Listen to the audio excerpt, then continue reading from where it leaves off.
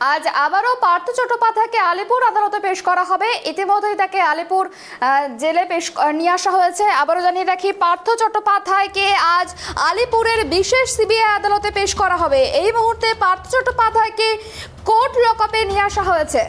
নিয়োগ দুর্নীতি মামলায় গ্রেপ্তার পার্থ চট্টোপাধ্যায়কে আজ আলিপুরের বিশেষ সিবিআই আদালতে পেশ করা হবে। এই মুহূর্তে পার্থ চট্টোপাধ্যায়কে কোর্ট লকআপে নিয়ে আসা হয়েছে।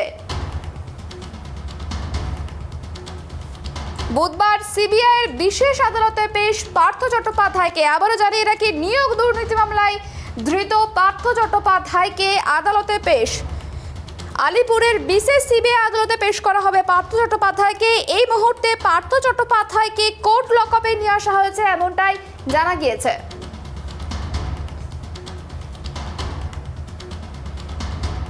এই বিষয় নিয়ে আমাদের সঙ্গে টেলিফোন লাইনে জুড়ে গিয়েছে আমাদের প্রতিনিধি রূপক। যেটা জানতে চাইবো, পার্থ চট্টোপাধ্যায়কে আজ আলিপুরের বিশেষ সিবিআই আদালতে পেশ করা হবে, কখন পেশ করা হবে কি জানা যাচ্ছে?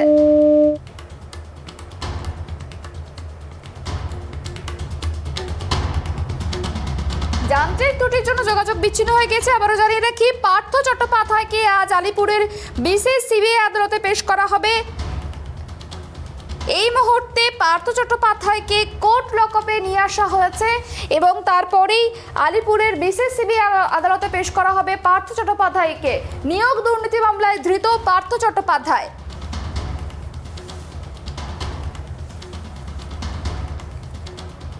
আমাদের সঙ্গে জুড়ে গিয়েছে রূপক সিং। রূপক, যেটা জানতে চাইবো যে পার্থ চট্টোপাধ্যায়কে আজ আলিপুরের বিশেষ সিবিআই আদালতে পেশ করা হবে, কখন পেশ করা হবে কি জানা যাচ্ছে?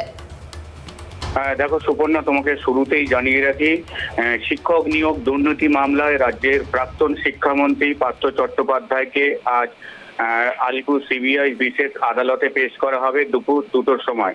কিছুক্ষণ আগেই তাকে নিয়ে আসা হয়েছে আলিপুর সিবিআই বিশেষ আদালতের কোর্ট লকআপে রাখা হয়েছে, কিন্তু দুপুর 2টোর সময় তাকে আদালতের এজলাসে নিয়ে যাওয়া হবে। সুপর্ণা, আরো যে বিষয়টি জানার চেষ্টা করব, যে পার্থ চট্টোপাধ্যায়ের কি জামিনের আবেদন করা হতে পারে কি জানা যাচ্ছে?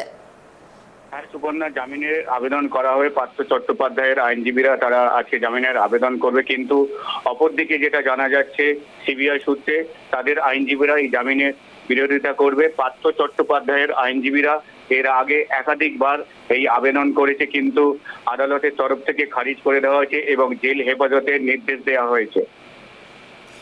ধন্যবাদ রূপক। যেমনটা জানা গেল, পার্থ চট্টোপাধ্যায়কে দুপুর 2টো নাগাদ আদালতে পেশ করা হবে, এমনটা জানা গিয়েছে। তাকে কোর্ট লকআপে নিয়ে আসা হয়েছে এবং পার্থ চট্টোপাধ্যায়ের একাধিকবার জামিনের আবেদন করা হয়েছিল, কিন্তু তা খারিজ হয়ে যায়।